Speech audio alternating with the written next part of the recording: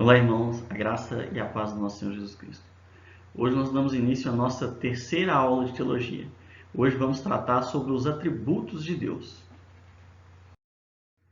Bem, os atributos de Deus, eles podem ser atributos comunicáveis ou morais e atributos não comunicáveis ou não morais. Os atributos comunicáveis ou atributos morais, eles são atributos que podem ser refletidos em seres criados. Então Deus possui certos atributos que são comunicáveis, ou seja, são atributos que temos a capacidade de possuir e de se manifestar.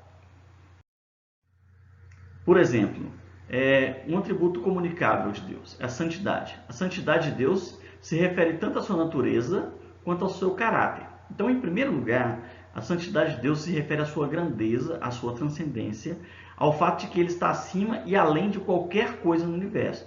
E nesse sentido, a santidade de Deus ela é incomunicável.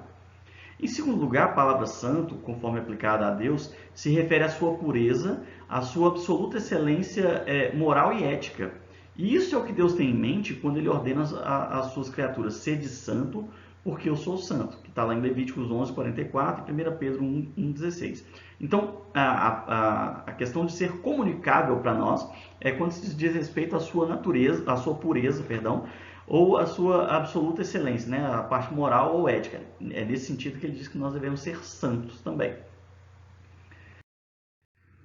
Mas atenção, em nosso estado caído, somos qualquer coisa exceto santos. Mas apesar disso, por meio do ministério do Espírito Santo, estamos sendo santificados e aguardando a nossa glorificação, quando nós seremos então totalmente santificados, purificados de todo pecado. E nesse sentido, então, nós somos imitadores de Deus. E assim podemos então imitar a sua santidade.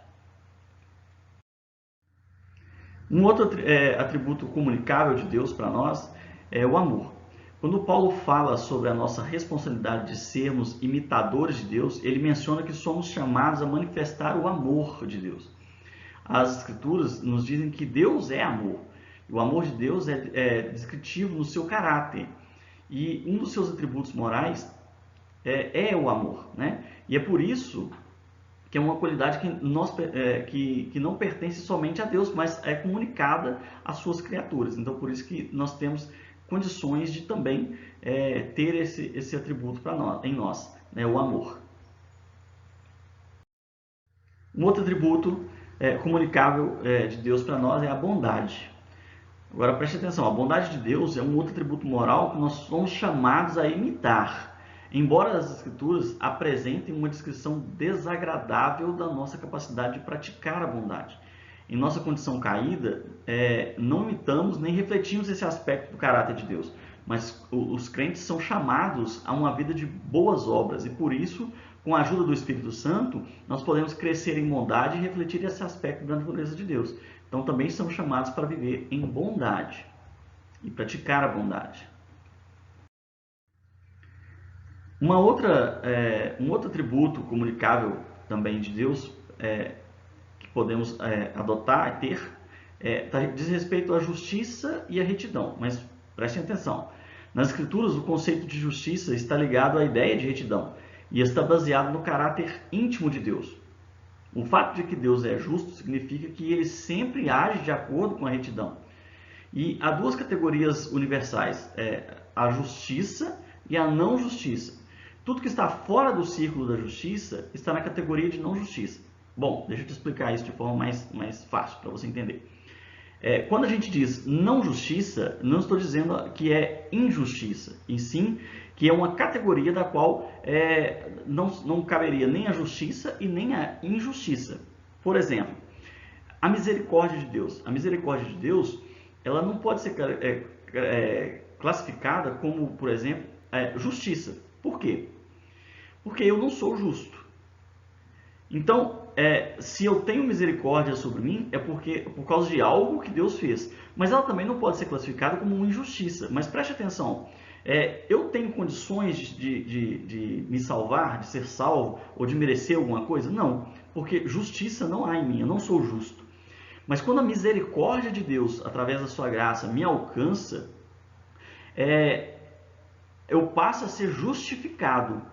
Então, por causa disso, a misericórdia, ela cai numa classificação de não justiça, entende? Então, por mais que eu seja injusto, né, eu recebo a justificação por causa da misericórdia de Deus sobre a minha vida. Então, nós temos então a justiça e a retidão, né, traçada aqui juntas, né, de forma com que a gente consiga sim ser justificado por Deus.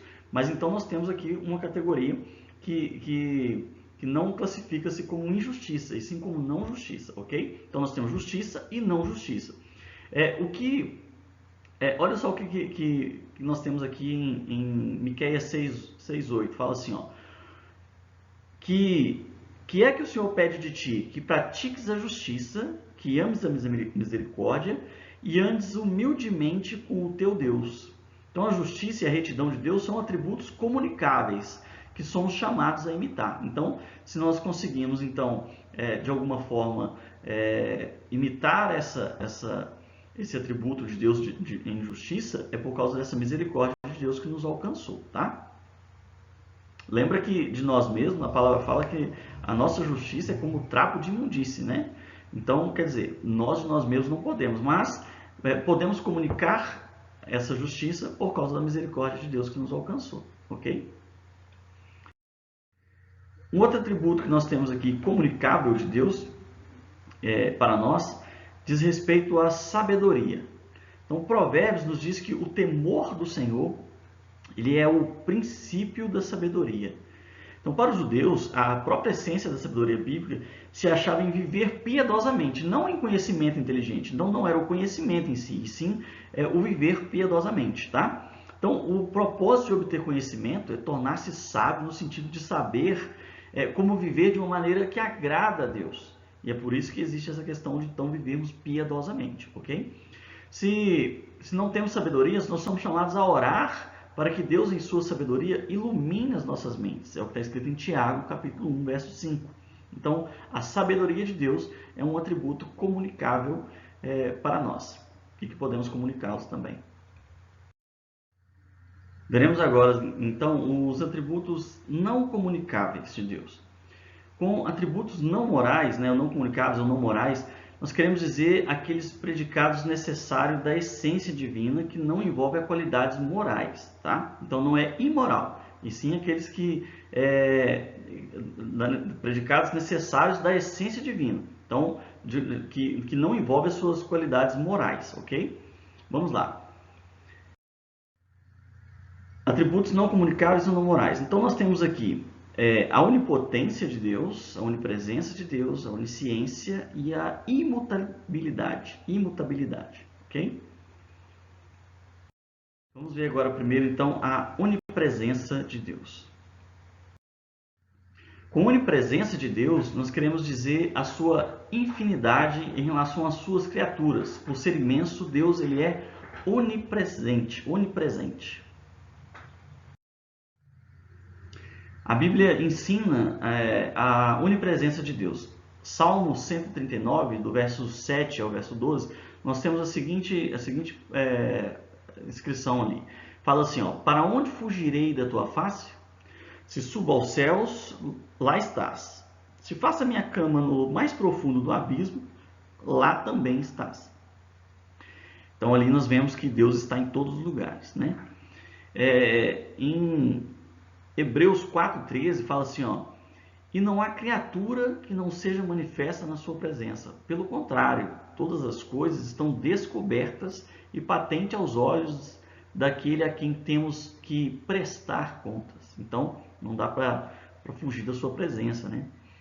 E Jó 34:21 fala, porque os olhos de Deus estão sobre os caminhos de cada um, e ele vê todos os seus passos. Então, esses são somente alguns textos bíblicos que nos mostram que Deus está presente em todos os lugares. Em todos os lugares Deus está. Bom, onisciência. Com onisciência, queremos dizer que ele conhece a si próprio e a todas as outras coisas, quer sejam reais ou apenas possíveis, quer sejam passadas, presentes ou futuras. e que ele as conhece perfeitamente por toda a eternidade. Ele conhece as coisas imediatas, simultâneas, completa e verdadeiramente. Ele conhece também as melhores maneiras de chegar ao fim desejado.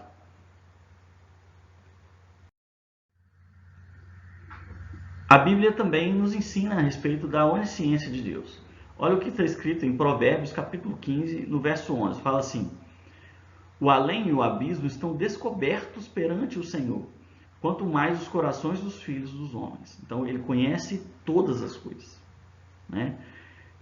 Isaías 46:10 fala que desde o princípio anunciou o que há de acontecer, e desde a antiguidade as coisas que ainda não sucederam.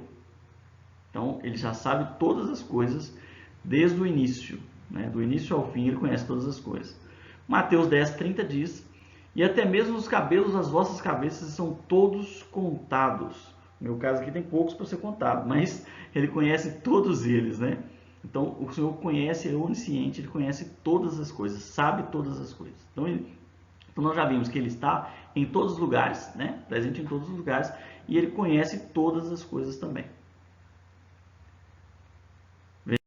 Vejamos aqui agora, então, a onipotência. Com a onipotência de Deus, nós queremos dizer que ele pode fazer o que desejar, mas como sua vontade é limitada por sua natureza, isso significa que ele pode fazer qualquer coisa que esteja em harmonia com as suas perfeições. Então, Deus pode fazer todas as coisas? Sim, mas algumas coisas ele escolhe não fazer.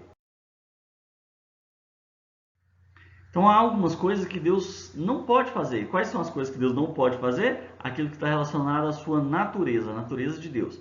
Então, vamos ver aqui, por exemplo, o que Deus não poderia fazer. Nós temos, primeiramente, aqui o texto de Abacuque, capítulo 1, verso 13, parte A, que diz que Deus não pode ver o mal. Olha só, fala assim, ó: tu és tão puro de olhos que não podes ver o mal, e a opressão não podes contemplar. Então, Deus pode todas as coisas? Sim, menos ir contra a sua natureza. Deus não pode não ver o mal. Outra coisa que Deus não pode fazer, negar-se a si mesmo. Está aqui em Timóteo, no capítulo 2, 2 Timóteo, capítulo 2, no verso 13, fala assim: se somos infiéis, ele permanece fiel, porque não pode negar-se a si mesmo. Nós temos também em Hebreus, vamos ver primeiro aqui Tiago. Tiago, capítulo 1, verso 13 até o 15, fala assim: ninguém ao ser tentado diga, sou tentado por Deus, pois Deus não pode ser tentado pelo mal, e ele a ninguém tenta, mas cada um é tentado quando é atraído e engodado pela sua própria concupiscência. Pois havendo a concupiscência concebido, dá à luz o pecado, e o pecado sendo consumado gera a morte. Então, nós vemos aqui que Deus não pode ser tentado pelo mal e ele mesmo a ninguém tenta. Então, e que esse tentar acaba gerando no coração o pecado, né? Gera o pecado no coração. E aí a Bíblia fala que Deus não pode praticar pecado. Deus não pratica pecado. Então, ele pode todas as coisas? Sim, menos ir contra a sua natureza. Então, por causa disso, que é santo, da natureza santa de Deus, ele não pode pecar. Outra coisa que nós vemos também, está em Hebreus capítulo 6, verso 18, Deus não pode mentir.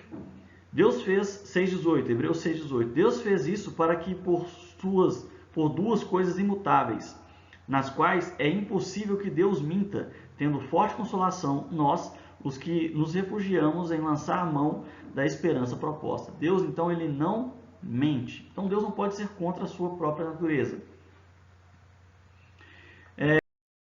Nós temos ainda também a imutabilidade de Deus. Com imutabilidade de Deus, queremos dizer que, em essência, atributos, consciência e vontade, Deus é imutável. Todas as mudanças têm que ser para melhor ou para pior. Mas Deus não pode mudar para melhor, pois é absolutamente perfeito. E nem pode tampouco mudar para pior pela mesma razão. Ele é exaltado acima de todas as coisas. Ele nunca poderá ser mais sábio, mais santo, mais justo, mais misericordioso, mais verdadeiro e nem menos. Tampouco mudam seus planos e propósitos. Então, a Bíblia também nos ensina sobre a imutabilidade de Deus. Em Tiago, capítulo 1, versículo 17, fala assim: o Pai das luzes, em quem não pode existir variação ou sombra de mudança. Então, em Deus não tem nem sombra de mudança. Malaquias 3,6 fala: porque eu, o Senhor, não mudo. E Hebreus 1, verso 11 e 12 diz: eles perecerão, mas tu permanecerás, e todos eles como roupa envelhecerão, e como um manto os enrolarás, e serão mudados. Mas tu és o mesmo, e os teus anos não acabarão. Então nós vemos que Deus tem os seus atributos comunicáveis, né? E os atributos não comunicáveis.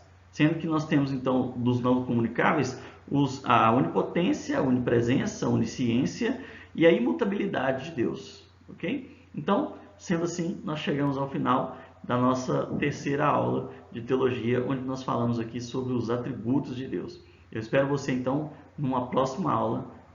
Até lá!